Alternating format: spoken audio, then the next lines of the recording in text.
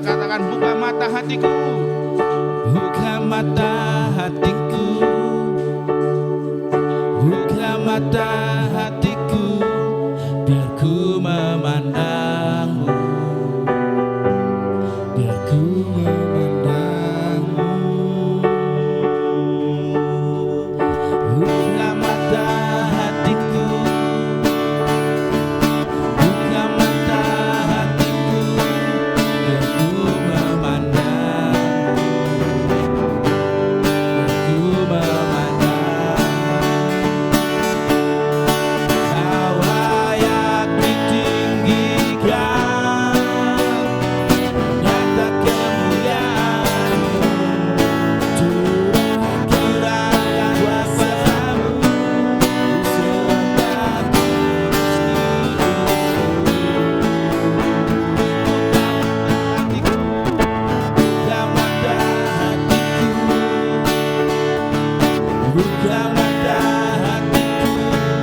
biar ku memandangmu, biar ku memandangmu. Buka mata hatiku, buka mata hatiku, biar ku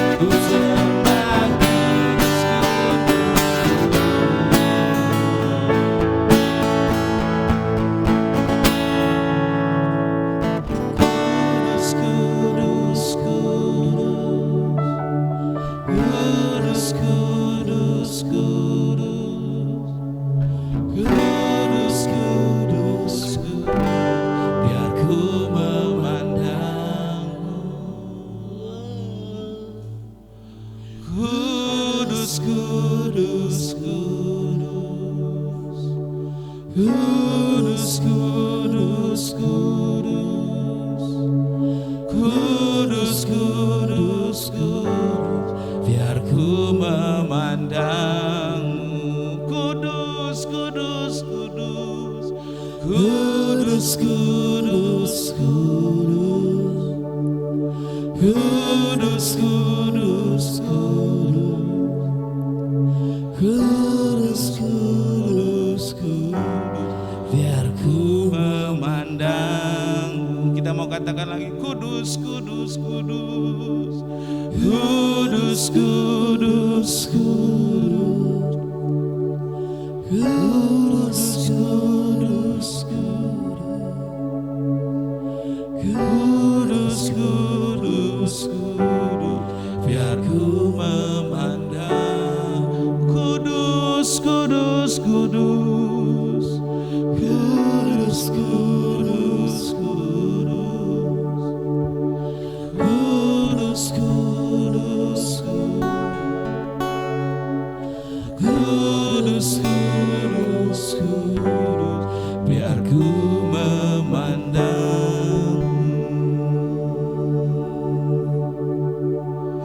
Kudus Kau Tuhan, kudus Kau Tuhan, kudus Kau Tuhan, Allah yang kudus, Allah yang kudus. Haleluya, haleluya. Kudus Kau Tuhan, yang layak disembah, yang layak disembah, yang layak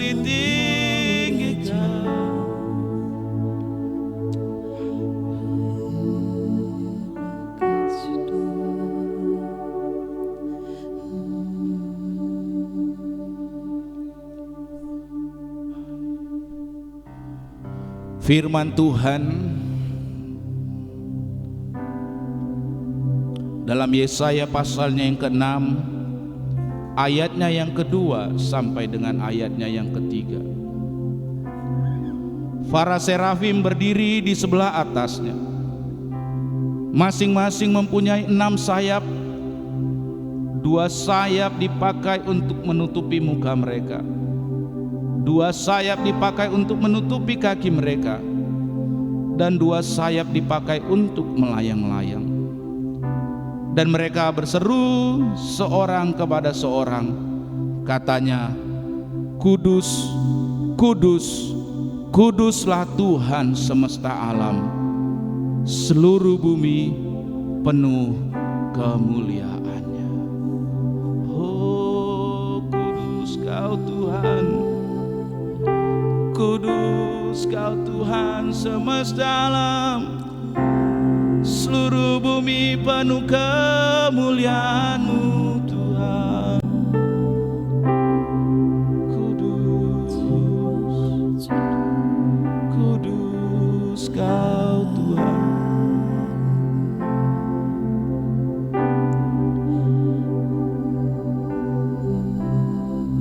Mazmur pasalnya yang ke-5 ayatnya yang ke-4. Tuhan, pada waktu pagi Engkau mendengar seruanku. Pada waktu pagi aku mengatur persembahan bagimu, dan aku menunggu-nunggu.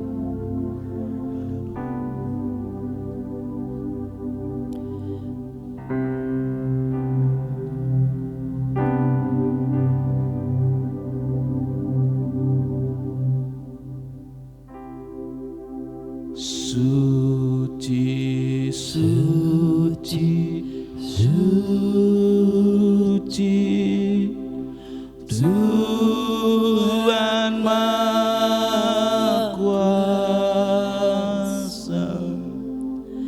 Dikau kami puji di pagi yang teduh.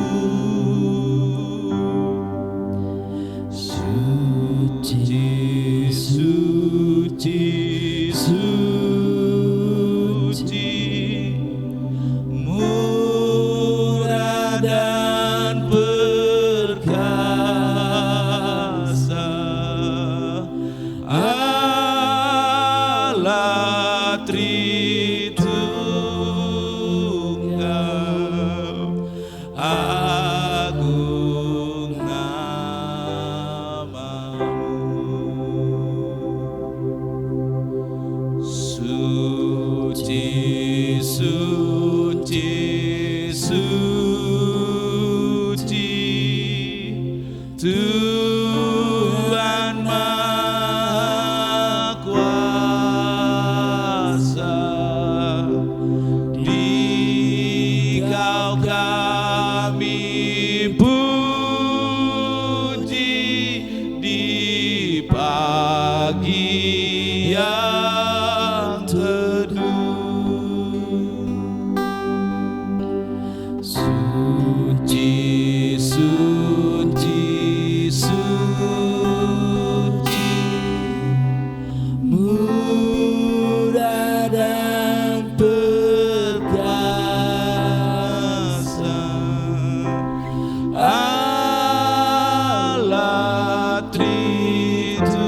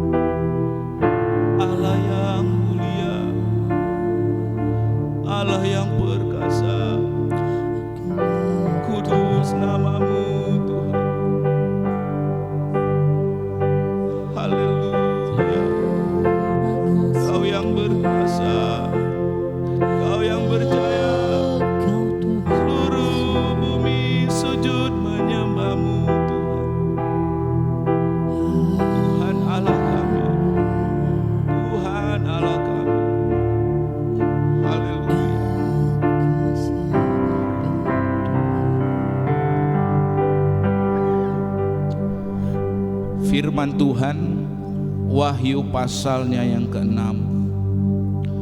ayatnya yang ke-10 sampai dengan ayatnya yang ke-11. Maka tersungkurlah ke-24 tua-tua itu di hadapan Dia yang duduk di atas tahta itu, dan mereka menyembah Dia yang hidup sampai selama-lamanya. Dan mereka melemparkan mahkotanya di hadapan tahta itu sambil berkata, "Ya Tuhan dan Allah kami, Engkau layak menerima puji-pujian dan hormat dan kuasa, sebab Engkau telah menciptakan segala sesuatu, dan oleh karena kehendak-Mu semuanya itu ada dan diciptakan. Oh ya Tuhan Allah kami, Engkaulah yang layak untuk menerima segala pujian dan kemuliaan, sebab Engkaulah Tuhan yang menciptakan segala sesuatu, dan karena kehendak-Mu ya Tuhan semuanya itu ada.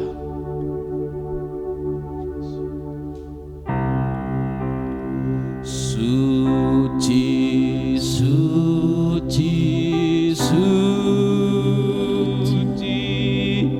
Kaum kudus tersungkur di depan tahta-Mu, memberi mahkotanya.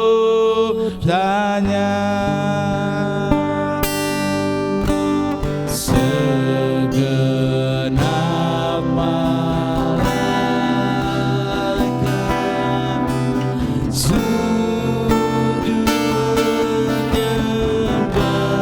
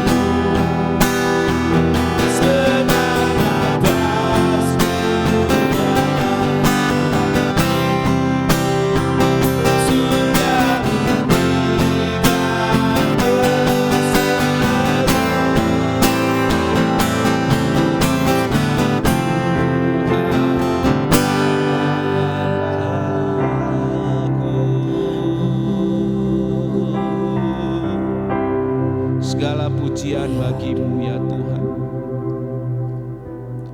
Seluruh makhluk memuliakan Engkau ya Tuhan, sebab segala yang ada diciptakan oleh Engkau ya Tuhan.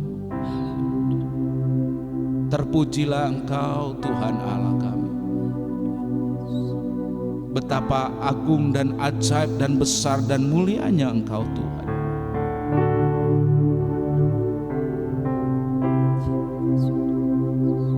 Engkaulah Tuhan yang senantiasa yang kami perlukan. Engkaulah Tuhan yang senantiasa kami butuhkan ya Tuhan. Engkaulah Tuhan di setiap perjalanan kehidupan kami yang senantiasa sangat kami perlukan ya Bapa. Kasih Tuhan.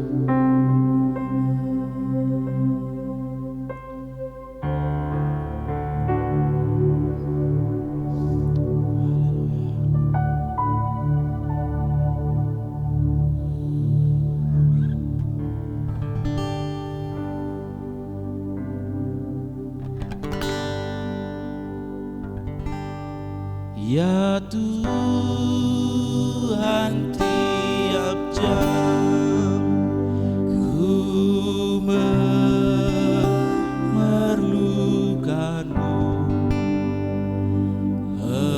Engkaulah yang memberi sejahtera penuh setiap jam, ya Tuhan. Dikau ku perlukan, ku datang Juru Selamat. Berkatilah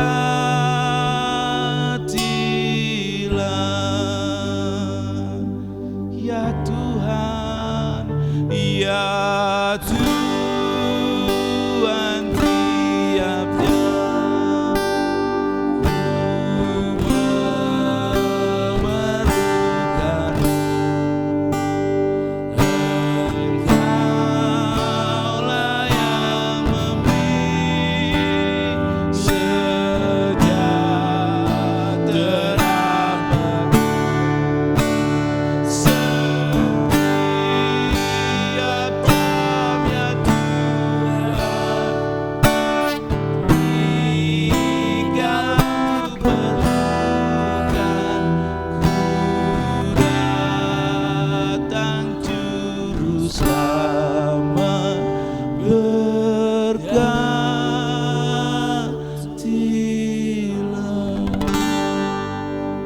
ya Tuhan. Kami perlu Engkau ya Tuhan. Setiap waktu, setiap saat ya Tuhan. Engkaulah Tuhan keselamatan kami. Engkaulah Tuhan pertolongan kami.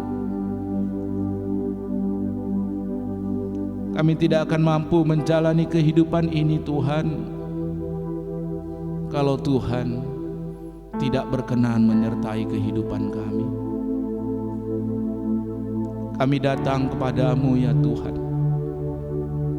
Kebenaran kami adalah Engkau, kekuatan kami adalah Engkau, keselamatan kami adalah Engkau ya Tuhan. Engkaulah yang menghalau segala musuh-musuh kami. Engkaulah Tuhan yang meluputkan kami dari segala maut, dari segala mara bahaya, dari segala kecelakaan. Engkaulah Tuhan benteng pertahanan kami. Engkaulah Tuhan tempat perlindungan kami. Engkaulah Tuhan.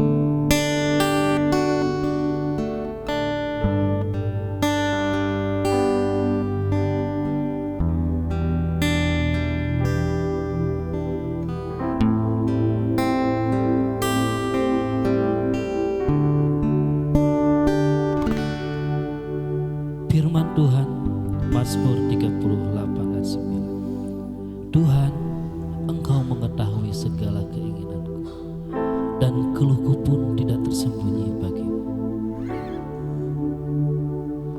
Ya Tuhan,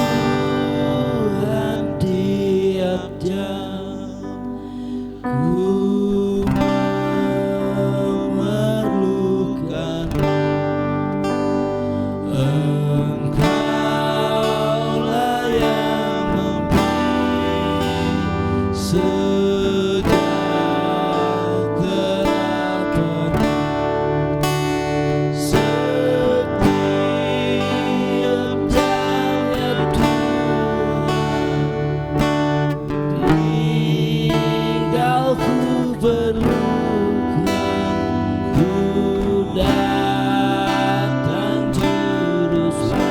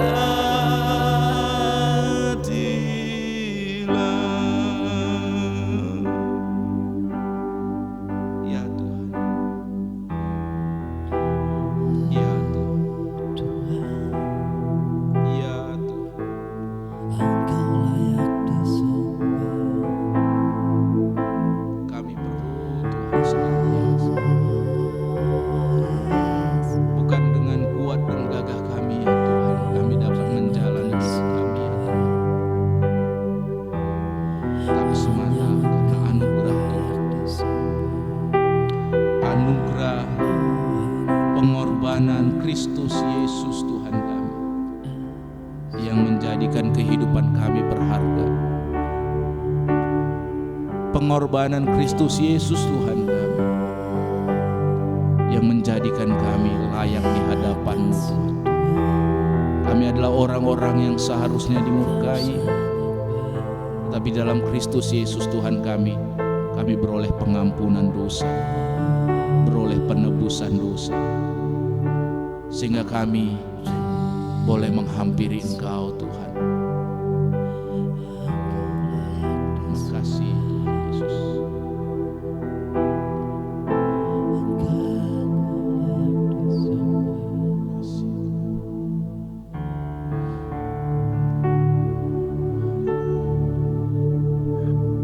Firman Tuhan di dalam Filipi pasal yang kedua, ayatnya yang ke-9 sampai dengan ayatnya yang ke-11.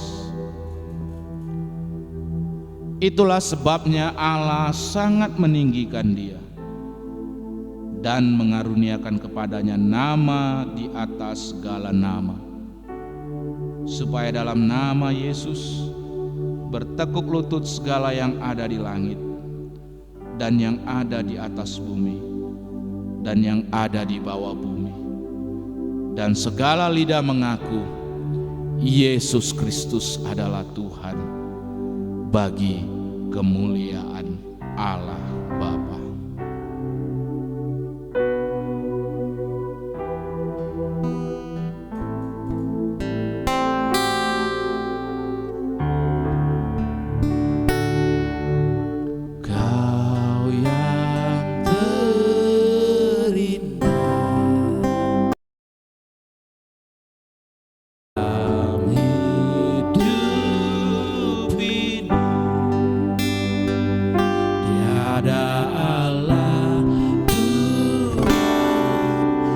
Seperti Engkau, besar perkasa, penuh kemuliaan.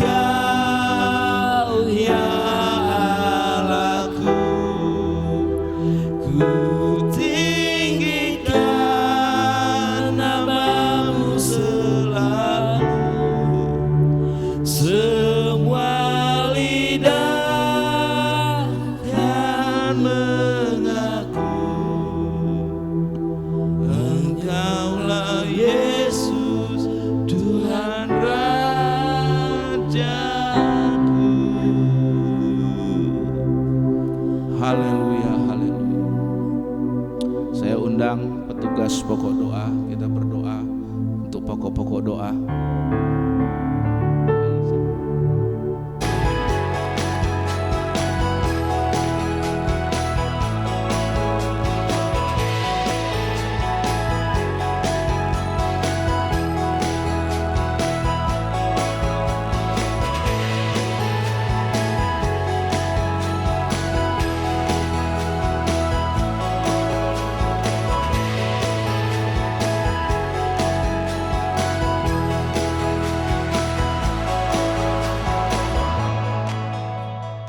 Ya, shalom.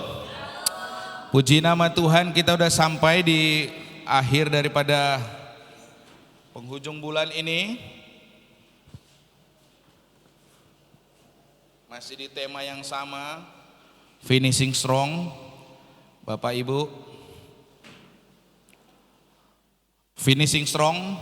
Di minggu yang keempat ini kita akan belajar bagaimana supaya kehidupan kita finishing strong adalah perlunya sikap pantang menyerah atau never give in. Nah, berhubungan dengan sikap pantang menyerah ini, saya mengutip satu pidato dari Perdana Menteri Inggris yang sangat legendaris yang bernama Winston Churchill. Ya, saat itu sedang berkecamuk Perang Dunia Kedua dan Inggris merupakan negara di mana Perdana Menteri ini memimpin, sedang dalam keadaan babak belur karena diserang oleh tentara Nazi. Nah, dalam masa yang demikian dia menyampaikan satu pidato yang sangat-sangat menggugah hati, bahkan sanggup menggerakkan hati banyak rakyat Inggris ya. Dia berkata seperti ini. Saya langsung terjemahkan dari bahasa Indonesianya saja ya Bapak Ibu. Dari apa yang nampak secara lahiriah, kita tidak akan dapat mengetahui bagaimana keadaan ini nantinya.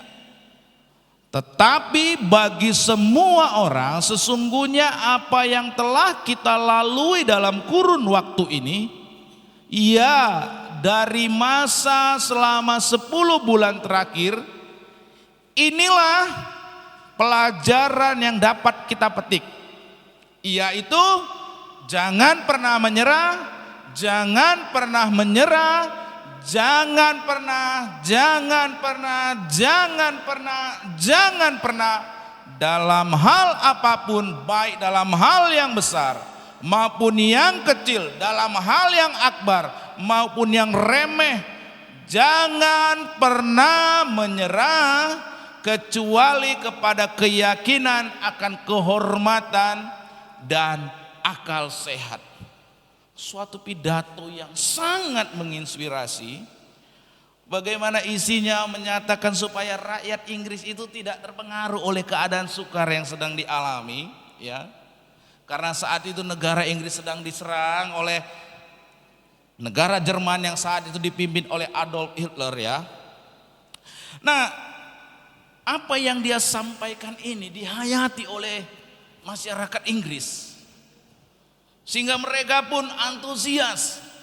Dan pada akhirnya kalau kita belajar sejarah, kita mengetahui Jerman atau Nazi saat itu gagal untuk menaklukkan Inggris ya.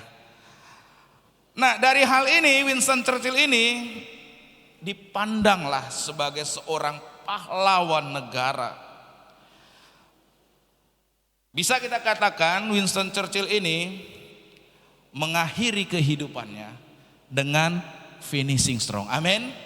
Kenapa? Karena kehidupannya memiliki satu kualitas. Mungkin kalau kita pada masa itu menghadapi serangan gempuran yang demikian, mungkin kita akan menyerah. Tetapi dia menanamkan sikap kepada seluruh rakyat Inggris untuk jangan pernah menyerah. Jangan pernah menyerah. Bukankah kehidupan yang seperti ini yang harusnya kita miliki Bapak Ibu saudara-saudari? Kualitas kehidupan yang kalaupun nanti kita menghadapi masa sukar, kita nggak tenggelam oleh keadaan yang sukar. Terlebih lagi kalau kita punya kualitas kehidupan yang seperti ini, inilah kualitas kehidupan yang Tuhan inginkan. Sehingga kalau kita dipanggil Tuhan, bertemu dengan Tuhan, Tuhan berkata, wah terpuji, sungguh baik perbuatanmu hambaku, ya kan? Karena engkau waktu selama hidup di bumi, hidupmu itu penuh dengan kualitas. Jangan sampai nanti menghadap Tuhan di hari akhir, aduh malangnya nasibmu katanya.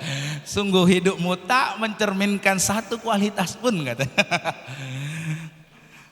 Kalau kita, kerinduan kita tentu adalah bahwa kita ingin Tuhan berkata, bagus sekali apa yang kau lakukan, hai hambaku yang baik dan setia. Nah, kualitas yang seperti ini yang Tuhan kehendaki dalam kehidupan kita Bapak Ibu. Kualitas sebagaimana yang disampaikan dalam Ibrani pasal yang ke-12 ayat yang pertama sampai dengan ayatnya yang ketiga. Saya mengajak kita membaca firman Tuhan ini. Ibrani pasal yang ke-12 ayat yang pertama sampai dengan ayat yang ketiga. Saya baca ayatnya yang pertama, Bapak Ibu saudara-saudari baca ayat yang kedua. Nanti ayat yang ketiga kita baca bersama-sama. Saya duluan ya, maaf. 1, 2, 3. Karena kita mempunyai banyak saksi, bagaikan awan yang mengelilingi kita, marilah kita menanggalkan semua beban dan dosa yang begitu melekat pada kita, dan berlomba dengan tekun dalam perlombaan yang ada di depan kita. Bapak Ibu saudara-saudari, 1, 2, 3 ayat yang kedua, ya.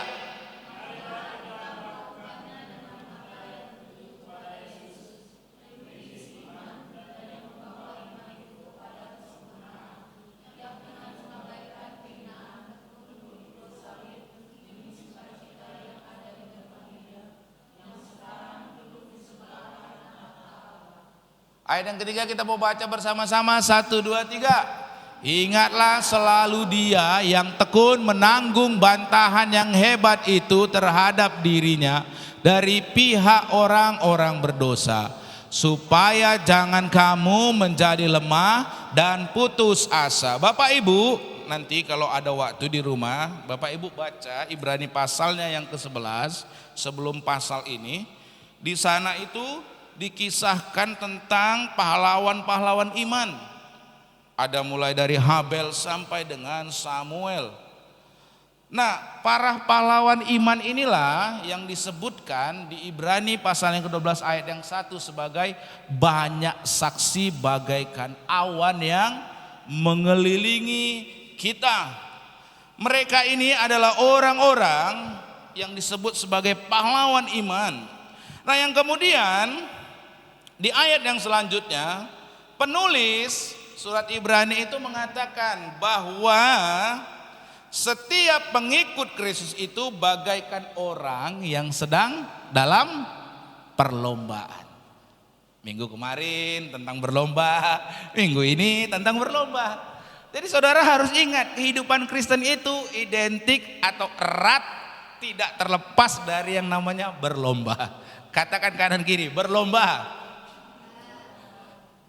Kenapa? Minggu yang lalu udah belajar tentang berlomba. Dan hari ini juga belajar tentang berlomba. Dan konteksnya dalam perlombaan yang selalu dimaksudkan di dalam Alkitab adalah dalam hal ini berlomba dalam hal berlari, saudara. Perlombaan lari. Perlombaan lari yang kalau diikuti harus diselesaikan sampai dengan garis akhir. Amin. Itulah kehidupan yang finishing strong, mencapai garis akhir. Nah, berdasarkan ayat-ayat ini Bapak Ibu, ada 3 hal yang perlu kita lakukan supaya kehidupan kita ini bisa finishing strong, mencapai garis akhir dengan gemilang. Ada yang pertama adalah hidup dengan akhir yang gemilang tidaklah terlepas dari yang pertama itu, tahu prioritas kehidupan kita. Supaya engkau mencapai garis akhir dengan gemilang, tahu dulu apa prioritas kehidupan. Hal ini penting untuk diingat. Kenapa? Karena hanya apabila kita memiliki prioritas kehidupan yang benar, maka barulah kita akan dapat mencapai garis akhir secara gemilang. Kalau ditanya sekarang, yang utama dalam hidupmu apa? Kalau yang utama dalam hidupmu adalah tidur-tiduran, prioritasnya makan, tidur, makan, tidur. Sudah ketebak ujungnya bagaimana, betul? Kenapa? Karena apa yang kau prioritaskan, yang kau utamakan akan mempengaruhi, saudara.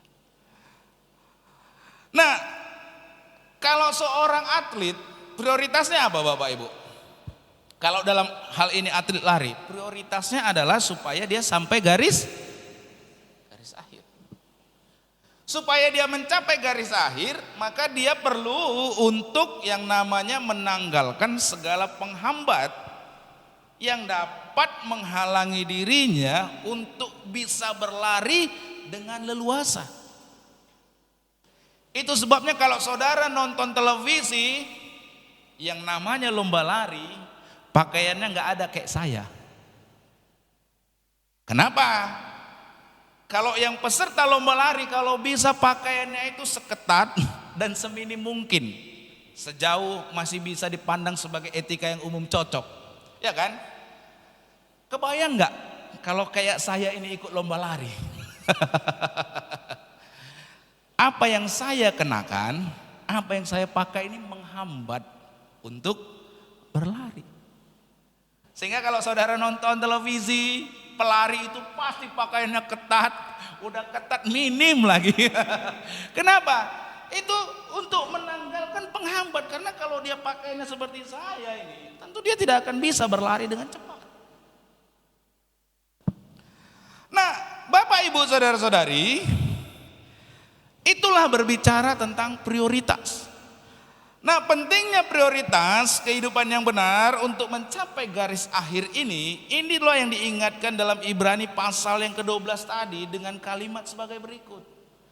Karena kita mempunyai banyak saksi bagaikan awan yang mengelilingi kita, marilah kita menanggalkan penghambatnya itu, yaitu apa? Semua beban dan dosa yang begitu melekat pada kita, dan berlomba dengan tekun dalam perlombaan yang ada di depan kita.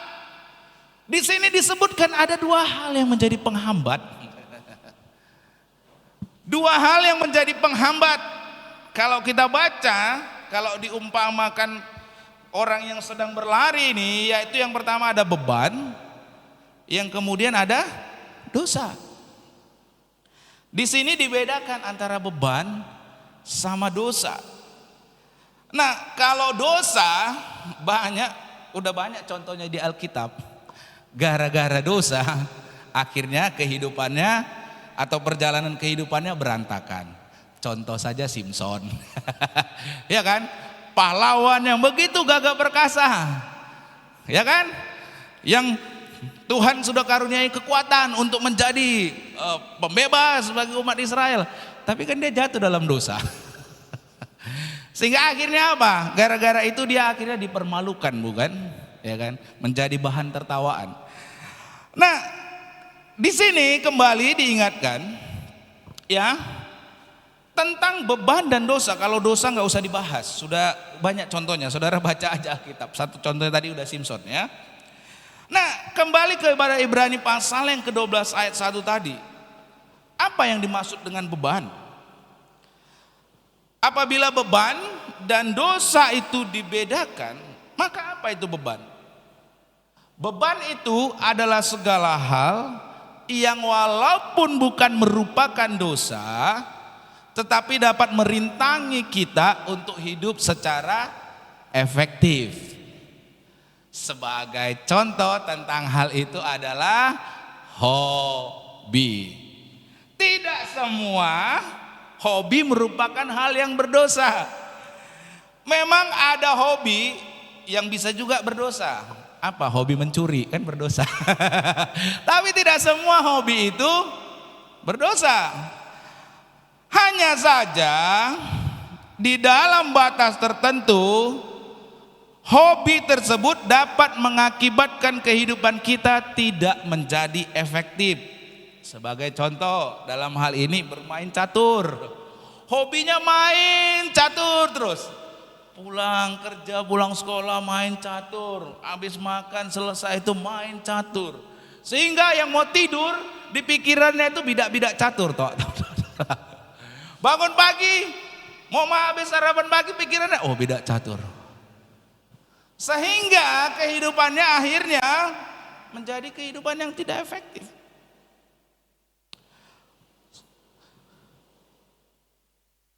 Catur, bermain catur tentu bukan dosa, betul? Hanya saja kalau prioritas kehidupannya keliru, lebih menyukai hobi tersebut, maka itu bisa menjadi beban. Amin. Bisa menjadi beban yang menghambat dan merintangi untuk mencapai garis akhir secara gemilang. Tentu banyak hobi yang lain, bukan hanya hobi bermain catur, hobi bermain handphone. Pagi bangun lihat handphone, siang belajar lihat handphone, malam pulang lihat handphone. Besoknya lihat handphone, prioritasnya handphone terus. Itu akan menjadi beban yang merintangi Anda untuk mencapai satu tujuan akhir yang gemilang. Kenapa? Karena Anda terhalangi, fokus Anda, prioritas Anda terganggu. Handphone dan banyak lagi contohnya, saudara. Ada banyak contohnya ya. Itu yang mengakibatkan prioritas kita menjadi teralihkan. Kalau seandainya, maaf kata, sebagai contoh nih, kalau murid atau seorang siswa, prioritasnya apa? Belajar, menyelesaikan sekolah studinya dengan baik. Betul? Tapi bagaimana bisa menyelesaikan studi sekolahnya dengan baik kalau prioritasnya digantikan dengan yang lain? Misalnya apa? Jalan-jalan.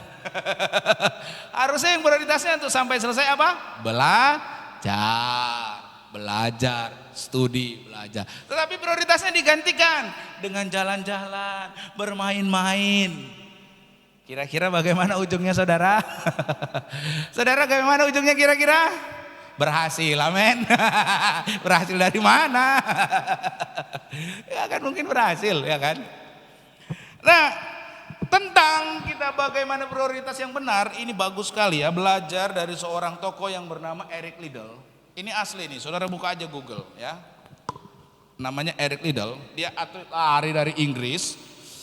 Dia ini pemegang rekor nasional Inggris untuk lari 100 meter. Bagaimana prioritas yang benar ini dalam hidupnya? Begini Bapak Ibu, pada waktu itu tahun 1924, jadi 6 bulan sebelum pertandingan Olimpiade dimulai, Eric Liddell ini menerima jadwal pertandingan. Nah, waktu dia mengetahui jadwal pertandingannya itu lomba lari 100 meter itu jatuhnya hari Minggu, ia menolak untuk ikut bertanding. Bagi Eric, hari Minggu adalah hari untuk beribadah. Dan ia menilai bahwa ibadah kepada Tuhan itu harus ia prioritaskan, harus ia utamakan. Karena itu bagi dirinya lebih penting daripada medali emas Olimpiade. Tentu masyarakat Inggris kecewa karena keputusan Eric Liddell ini. Surat-surat kabar Inggris itu menjuluki Eric Liddell sebagai seorang pengkhianat bangsa. Bahkan saat itu ya Bapak Ibu, putra mahkota kerajaan Inggris itu berusaha untuk membujuk Eric Liddell, ayolah ikut lari Olimpiade ini. Karena apa? Dia itu pemegang rekor, pasti kalau dia ikut pasti juara. Tapi karena jatuhnya hari Minggu dia bilang tidak, saya tidak mau ikut. Bahkan sampai putra mahkotanya itu menyuruh dia, Eric Liddell tetap tidak bersedia. Nah, sebagai akibat karena Eric Liddell menolak untuk berlari karena jatuhnya hari Minggu, akhirnya Eric Liddell dipindahkan dari yang sebelumnya lomba lari 100 meter menjadi lomba lari 400 meter, ya, dia dirubah. Nah, yang menarik, pada saat Eric Liddell berjalan menuju garis start dalam perlombaan, jadinya dia lari yang 400 meter, padahal belum punya pengalaman di situ, belum pernah juara di situ. Tetapi karena lari 100 meter jatuhnya hari Minggu, dia nggak mau. Saya lebih fokus beribadah kepada Tuhan. Dia ikuti lomba lari yang lain, yang 400 meter, yang dia belum pernah juara, yang dia belum pernah ikut. Nah, pada saat dia berjalan menuju garis start untuk memulai perlombaan lari, ya lari 400 meter ini, ada seseorang yang menyelipkan secari kertas ke tangannya. Nah, dalam secari kertas itu dikutip ayat dari firman Tuhan. Nanti saudara buka dalam 1 Samuel pasalnya yang kedua ayatnya yang ke-30. 1 Samuel pasal yang kedua ayat yang ke-30, isinya begini. Siapa yang menghormati Tuhan akan kuhormati. Siapa yang menghormati Tuhan akan kuhormati. Dengan menggenggam kertas tersebut ia berlari. Eric Liddell ini, saudara tahu, ia memenangkan pertandingan tersebut, meraih medali emas lomba lari 400 meter tadi ya saudara. Bukan hanya itu, ia juga memecahkan rekor pada waktu itu. Luar biasa saudara. Di sini kita belajar bahwa Tuhan menepati janjinya. Amin. Tuhan menepati janjinya. Orang yang menghormati Tuhan, Tuhan akan hormati. Nah, kisah tersebut nanti kalau kita ada waktu kita bisa nonton. Nah, kisah tentang Eric Liddell ini ada di dalam sebuah judul film yang bernama Chariots of Fire. Nanti kalau kita saudara punya banyak waktu, kita nonton ini, Bapak Ibu. Bagaimana dia memprioritaskan Tuhan ketimbang lari mendapat medali emas. Tetapi ketika dia menghormati Tuhan, bukan hanya dia dapat lari yang 400 meter medali emas, tapi dia juga memecahkan rekor. Ini luar biasa, saudara. Itulah berbicara tentang prioritas. Bagaimana kehidupan kita? Apa yang kita prioritaskan dalam hidup ini? Adakah Tuhan atau ada hal-hal yang lain? Jangan kalau setiap hari Minggu, malas, sakit, apa apa lagi? Mau cari uang, mau cari duit, segala macam. Pertanyaannya, bagaimana Tuhan mau menghormati kita kalau kita juga tidak menghormati Tuhan? Tidaklah mengherankan kita kalau kita menjadi pribadi yang rapuh. Kenapa? Tuhan itu prioritasnya nomor sekian. Kekuatan kita lah yang kita andalkan. Dan terakhir terbukti kekuatan yang tidak bisa nolong apa-apa. Baru akhirnya keblinger, baru cari Tuhan. Yang kedua, supaya hidup kita itu tidak berakhir dengan kesia-siaan, tapi bisa berakhir dengan gemilang. Yang kedua adalah perlunya ketekunan. Ketekunan. Dalam hal ini apa? Yaitu bertekun di dalam memenuhi rancangan Tuhan bagi kehidupan kita masing-masing. Hal ini perlu Bapak Ibu Saudara-saudari. Kenapa? Karena semua orang pada dasarnya ini kita bertekun loh. Semua kita ini di tempat ini bertekun. Cuma yang membedakannya bertekun dalam hal apa? Ada orang yang bertekun dalam hal bekerja. Ada orang yang bertekun dalam hal malas-malasan, bertekun dalam tidur-tiduran, bertekun dalam hal-hal yang tidak berguna. Ya semua kita bertekun ya. Cuma yang membedakan apa yang kita tekuni. Ada yang bertekun menggosip, ada yang bertekun jalan-jalan, ada yang bertekun apa lagi? Bertekun kita. Cuma yang membedakan apa yang kita tekuni. Adakah hal-hal tersebut hal-hal yang bermutu? Kalau kita tidur, malas, ngegosip dan lain sebagainya, ya bisa dipastikan ujungnya seperti apa Bapak Ibu Saudara-saudari. Nah, kita perlu bertekun dalam hal ini, bertekun dalam memenuhi rancangan Tuhan. Rancangan Tuhan bagi hidup saya apa? Disitulah saya bertekun.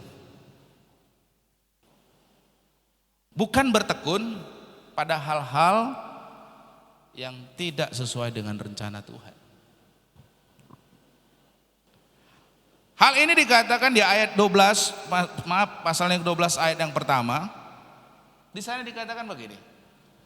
Karena kita mempunyai banyak saksi bagaikan awan yang mengelilingi kita, marilah kita menanggalkan semua beban dan dosa yang begitu melekat pada kita dan berlomba dengan tekun dalam perlombaan yang ada di depan kita. Dalam terjemahan English Standard Version dikatakan, let us run with endurance the race that is set before us. Marilah kita berlari dengan tekun di dalam perlombaan yang ditetapkan di hadapan kita. Bapak, Ibu, Saudara-saudari, kita semua yang hadir di tempat ini, kita itu masing-masing ada dalam perlombaan. Kenapa? Karena sebagai pengikut Kristus, Tuhan Yesus telah menetapkan bahwa setiap pengikutnya itu ada dalam perlombaan. Bedanya Ada yang berlomba lari 100 meter, ada yang berlomba lari 200 meter, ada yang 300 meter, ada yang 400 meter, ada yang 1000 meter, ada yang 2000 meter. Artinya setiap kita ini berada di dalam perlombaan yang Tuhan wajibkan bagi setiap kita. Nah, tentang hal ini tentu apa yang menjadi panggilan Tuhan dalam setiap kita berbeda-beda. Panggilan saya menjadi pendeta, menjadi gembala. Panggilan Pak Andreas menjadi seorang ayah. Kalau semua jadi pendeta, siapa jemaatnya? Kalau semua jadi pekerja, nggak ada pendetanya, siapa yang memberikan makanan rohani? Jadi masing-masing, semua orang itu udah ada panggilan-panggilannya. Dalam perlombaan apa? Kalau engkau seorang ayah, berarti engkau harus bertekun di dalam yang nama panggilannya itu sebagai seorang ayah. Bertekunlah engkau di dalam hal itu. Jangan statusnya ayah, bapak, tapi mindset masih anak. Jangan status bapak, tapi pola pikir dan tindakan masih anak. Berarti kita belum bertekun terhadap apa yang menjadi panggilan kita. Kalau engkau menjadi seorang ibu, bertekunlah menjadi seorang ibu. Di dalam panggilan itu, mengerjakan tugas dan tanggung jawabmu dengan sungguh-sungguh. Apapun kita, entah seniman, apalagi, entah pekerja apa segala macam, masing-masing kita semua ini ada panggilannya. Bertekun di dalam panggilan tersebut. Amin. Saya lupa si John Crosby ya, yang kemarin dikotbahkan. Bagaimana dia buta, ya kan, buta ya kemarin ya Bu ya. Tapi dia di dalam hal itu tidak membuat dia ya udahlah, nasibku udah buta, udah keadaan kayak gini, ya udahlah terima nasib. Dia enggak gitu, saudara. Di dalam kebutaannya itu, di dalam kecatatan secara fisiknya itu, dia tetap bertekun. Sehingga kalau kemarin kita dengar khotbahnya, berapa lagu dia hasilkan? Ribuan lagu. Kalau orang yang bermalas-malasan dengan keadaan yang segitu, jangankan 1 lagu, setengah lagu pun tak selesai. Itu pentingnya bertekun. Apa panggilan kita? Sebagai apa panggilan kita? Kita harus bertekun di situ. Sebagai guru, bertekunlah engkau sebagai guru. Bertekunlah sebagai guru supaya dari kehidupanmu kau hasilkan murid-murid yang bermutu. Amin. Semua kita masing-masing punya panggilannya. Kalau kita kerjakan itu dengan sungguh-sungguh, dengan bertekun, kita bisa finishing well. Yang diperlukan di sini adalah kita harus mengetahui dulu apakah rencana atau panggilan Tuhan bagi diri kita. Apa? Tuhan apa sih panggilan dalam diriku ini? Apa? Apa sih rencana Tuhan dalam hidupku ini? Kalau saudara sudah tahu, saudara akan bertekun mengerjakannya. Saya berulang kali cerita, makanya saya tuh kadang-kadang makanya Tuhan tuh pribadi yang ajaib itu saya bilang tuh luar biasa itu. Ya benar-benar tidak dapat diselami, tidak dapat dipikirkan secara matematis. Tuhan itu ya Bapak Ibu ya. Saya itu ya dari dulu waktu udah selesai kuliah S1, saya itu punya cita-cita nanti kalau saya sudah tua, saya mau di Bandung. Pokoknya tujuan akhir saya kalau udah tua saya mau di Bandung. Saya mau, kan ada sekolah inti dosen di sana, saya mau sekolah di sana. Tetapi waktu saya punya cita-cita yang seperti itu, nggak ada jalan terbuka, saudara. Makanya saya nggak pernah sekolah. Tetapi saya menyadari betul bahwa Tuhan itu membawa saya, menggiring saya untuk sampai kepada tujuan panggilan tersebut. Kenapa? Karena Tuhan izinkan saya melayani di gereja ini. Itu kan suatu ilmu. Betul? suatu pembelajaran. Tetapi di dalam hal itu semua, semakin ke sini Tuhan tunjukkan lagi, ada orang yang membiayai saya. Emang enak-enak mau membiayai orang? Hah? Siapa? Bukan murah-murah Bapak Ibu. Kalau enggak Tuhan yang menggerakkan, saya menggerakkan, saya enggak mampu. Benar, saya enggak mampu menggerakkan hati siapapun, saya enggak mampu menggerakkan. Tuhan yang menggerakkan hati orang tersebut. Amin. Tuhan, bukan saya enggak mampu. Apa saya? Kapasitas saya apa, kekuatan saya enggak ada. Tetapi saya melihat di sini Bapak Ibu, saudara-saudari, Tuhan tuh sedang bawa ke sana. Dan saya percaya tujuan akhir saya nanti sampai di sana. Saya percaya saudara.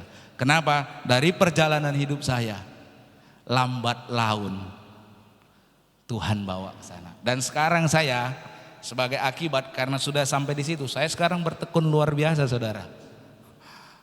Pagi, siang, sore, malam Bu istirahat sampai pusing lihat saya. Ketika ketemu, asik itu aja yang dipegang. Kenapa? Karena saya mau mencapai tujuan panggilan saya itu. Oleh karena itu saya bertekun. Karena itu Bapak Ibu saudara-saudari, apa yang menjadi panggilan Tuhan dalam hidupmu? Kalau engkau tahu apa yang menjadi panggilan Tuhan dalam hidupmu, engkau pasti bisa bertekun. Amin. Tapi kalau engkau tidak tahu apa yang menjadi panggilan Tuhan dalam hidupmu, gak tahu mau apa jadi apa kelak, cita-citanya kerinduan apa menjadi kelak, tak heran kita bermalas-malasan. Kenapa? Hanya orang malas. Ya enggak.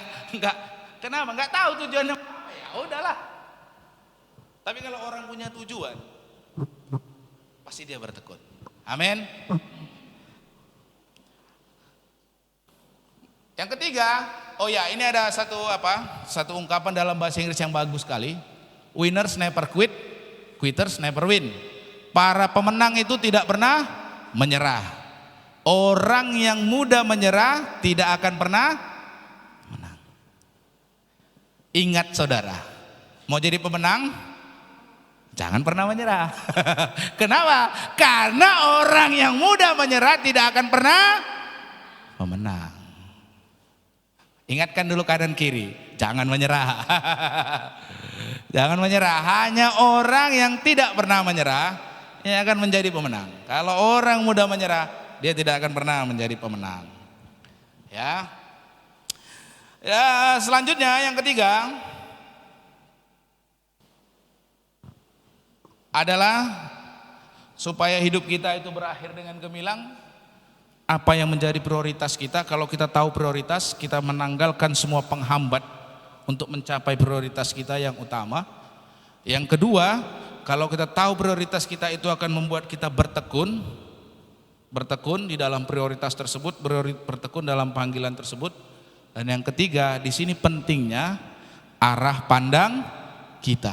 Supaya kita itu sampai, perlu memandangnya itu dengan benar. Siapa di sini yang suka naik sepeda motor atau naik mobil atau naik sepeda? Pernah, ya? Coba saudara naiki kendaraan Anda, ya, berjalan Anda dengan kendaraan Anda. Terus tapi mata Anda ngelihat ke kanan. Kira-kira apa yang terjadi? Hah? Masuk rumah sakit, saudara. Kenapa? Karena Anda salah memandang. Kemana Anda memandang, di sana hidup kita akan berakhir. Kalau arah pandang kita keliru, ya itu tadi, kita akan tiba di sasaran yang salah. Naik sepeda, sasaran pandangannya kan di depan, dia keliru lihat ke kanan. Nah, apa yang terjadi? Ya inilah, tiba di sasaran yang salah.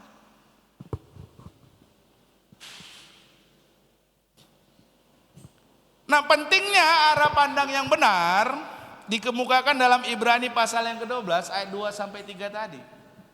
Di sana dikatakan, ya, marilah kita melakukannya dengan mata yang tertuju kepada Yesus,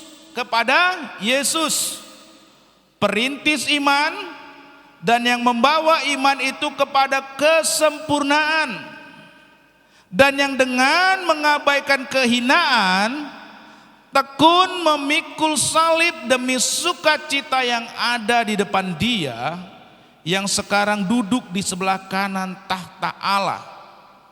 Nah, di sini di ayat ini kan kehidupan kita itu ibaratkan bagaikan perlombaan. Kalau kita berlomba lari, maka di dalam ayat ini kita diarahkan supaya ketika kita berlari, pandangan kita arahkan kepada Yesus. Ketika kita menghadapi perlombaan di dunia ini, pandangan kita arahkan kepada Yesus. Apa yang dimaksudkan dengan kalimat ini untuk memandang kepada Yesus? Di ayat yang ketiga diberi penjelasan. Ya, ini apa? Ingatlah selalu Dia yang tekun menanggung bantahan yang hebat itu terhadap dirinya dari pihak orang-orang berdosa, supaya jangan kamu menjadi lemah dan putus asa. Artinya, ini artinya Bapak Ibu, ketika dalam kehidupan ini saudara itu sedang mengalami tantangan dan kesukaran, ingatlah selalu Tuhan Yesus yang dengan tekun telah menanggung penderitaan yang tidak seharusnya Ia alami. Bapak Ibu saudara-saudari, jangan saudara berpikir gini, kenapa ikut Tuhan Yesus kok banyak penderitaan, banyak kesukaran. Saya mau katakan, Tuhan Yesusmu itu menghadapi kesukaran dan hambatan, betul?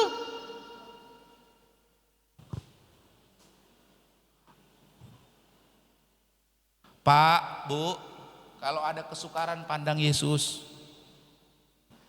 Bapak, Ibu, kalau ada kesukaran pandang Yesus. Lihat Yesus. Yesus emang di mana? Di kayu? Di mana saudara? Enak di kayu salib? Enak. Jadi ketika Anda menghadapi berbagai persoalan kesukaran dalam hidup ini, kalau Anda melihat Yesus, oh ya, Yesus juga mengalami kesukaran, bahkan sampai mati di kayu salib. Berarti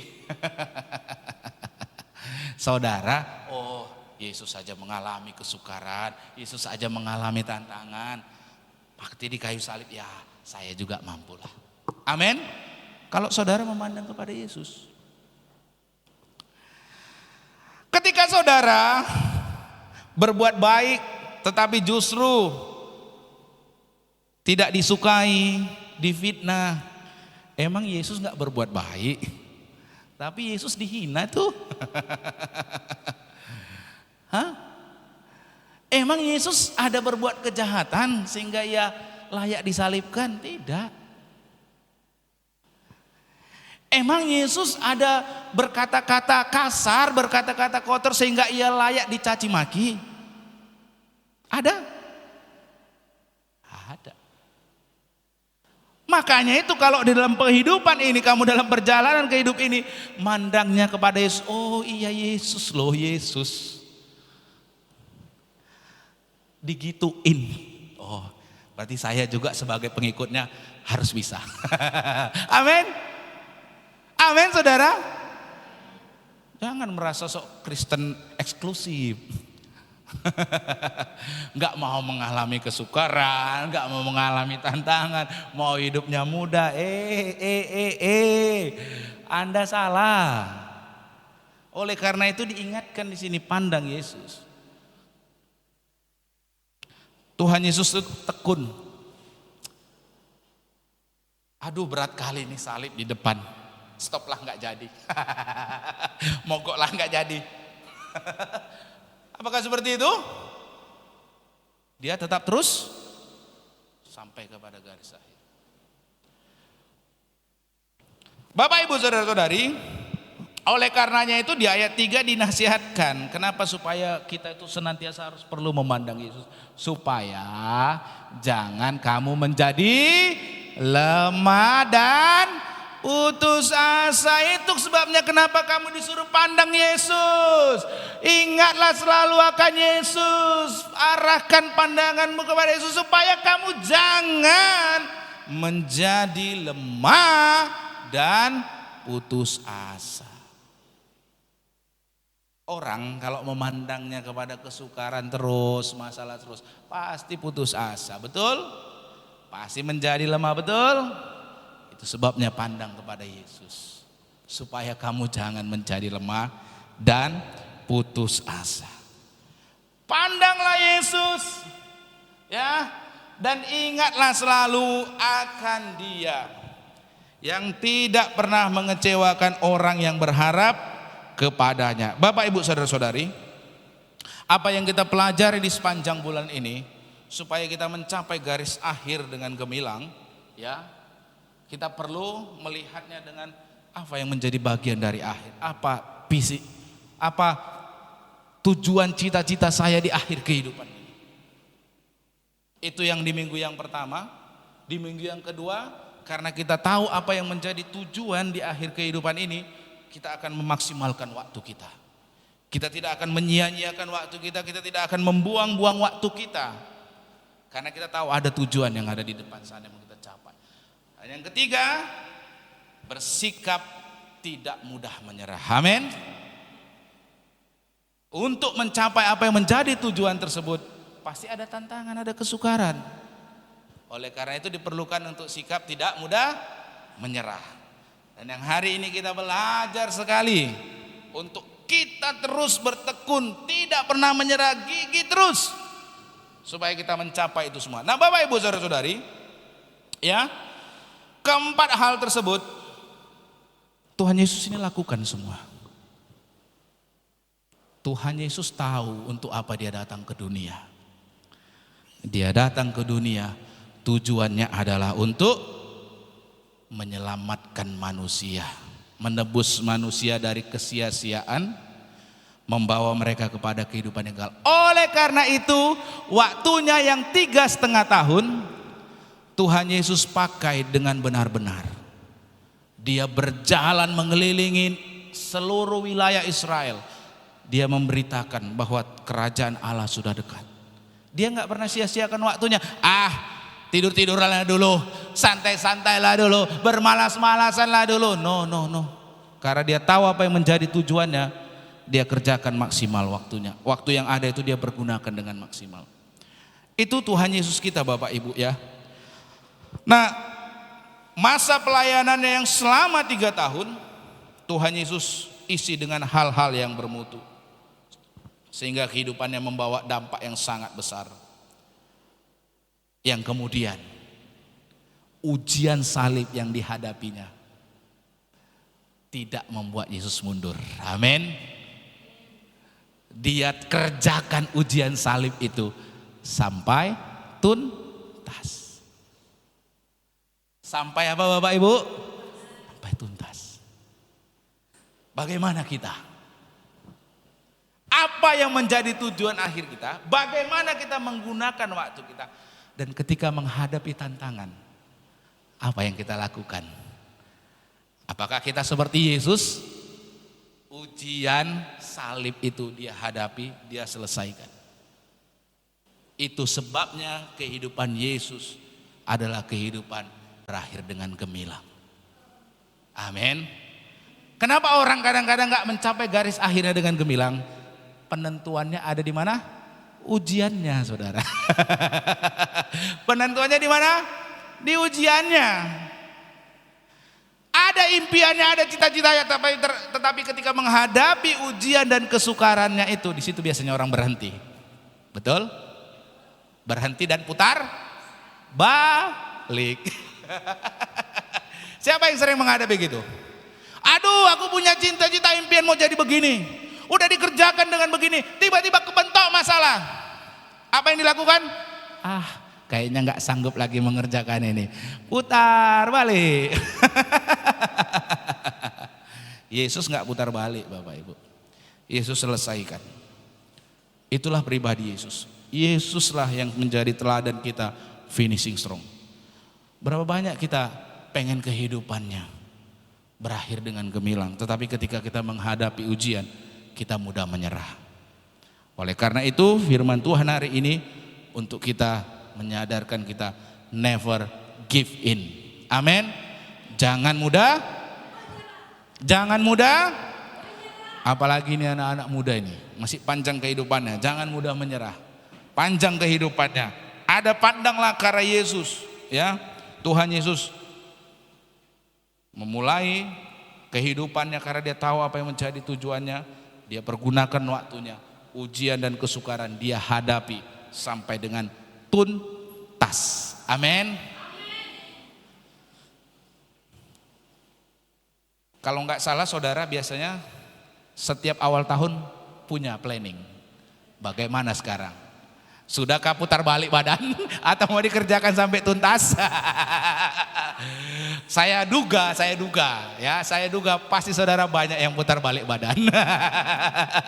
Kenapa?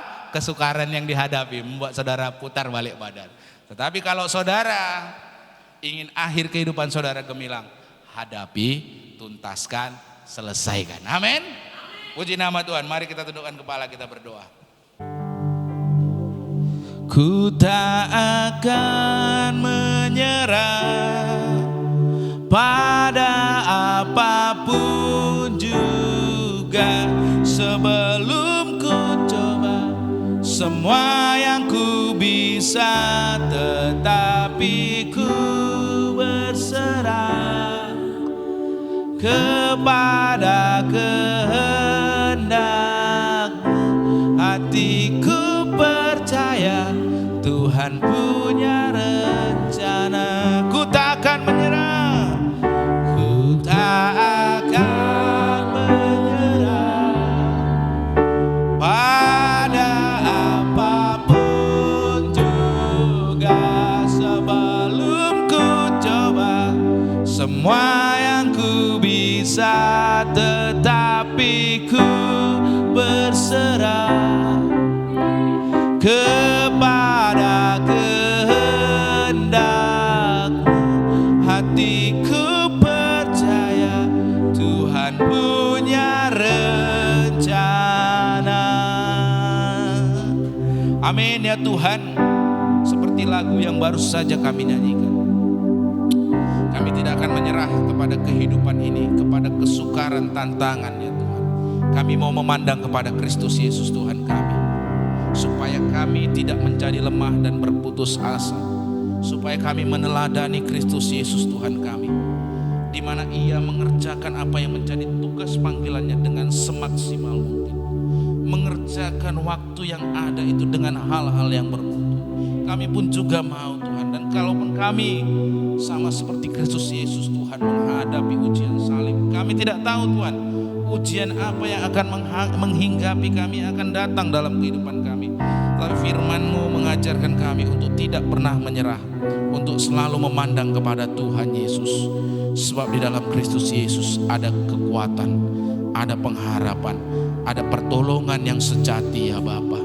Kami percaya ya Tuhan, kalau kami memandang kepada Yesus, melihat kepada Yesus, persoalan apapun yang kami hadapi, bersama dengan Tuhan kami mampu lewati. Bersama dengan Yesus, persoalan, kesukaran, tantangan apapun yang kami hadapi, kami mampu menjadi pemenang karena Kristus Yesus yang bersama dengan kami. Terima kasih Tuhan untuk kebenaran firman-Mu di sepanjang bulan ini. Firman-Mu mengajarkan kami supaya menghargai kehidupan yang satu kali, bukan dua kali, apalagi berkali-kali. Kehidupan yang berjalan dengan cepat ini, supaya kami di akhir kehidupan tidak menyesal akan kehidupan kami. Sebaliknya kami boleh bersuka cita, beria, karena hidup kami yang satu kali ini adalah hidup yang bermakna, bukanlah hidup yang sia-sia, bukanlah hidup yang tidak mendatangkan manfaat. Tapi kami rindu firman-Mu mengajari kami supaya kami menghargai waktu yang ada, menghargai kehidupan yang ada ini, untuk mengerjakannya dengan bertanggung jawab ya Tuhan. Supaya kelak ketika waktunya kami akan meninggalkan dunia ini kembali kepada Tuhan, Tuhan boleh melihat kami dengan wajah yang tersenyum dan berkata, sungguh baik perbuatan-Mu hambaku. Engkau Engkau adalah hambaku yang baik, hambaku yang setia. Kami mau itu Tuhan. Oleh karena itu Tuhan, biarlah Roh Kudus-Mu mengingatkan kami, supaya hidup yang satu kali dan sebentar saja ini akan berlalu seperti asap yang akan berlalu. Kami boleh mempergunakannya dengan bijaksana ya Tuhan, mempergunakannya dengan penuh hikmat, sehingga hidup kami boleh mendatangkan manfaat, hidup kami boleh menjadi berkat ya Bapa. Terlebih hidup kami boleh menjadi memuliakan nama Tuhan, menjadi terang dan garam. Terima kasih Tuhan, terima kasih, kami percaya Tuhan telah menetapkan panggilan bagi setiap kami masing-masing. Apapun panggilan kami yang Tuhan sudah rencanakan ya Bapa, tuntunlah kami Tuhan untuk terus berjalan di dalam panggilan itu, mengerjakannya dengan tekun, dengan sungguh-sungguh, dengan ketaatan, dengan kesetiaan ya Tuhan, supaya kehidupan kami ya Bapa menjadi kehidupan yang Tuhan kehendaki ya Bapa. Terima kasih Tuhan, terima kasih. Kami mengucap syukur untuk kebenaran firman-Mu dalam nama Yesus. Amin.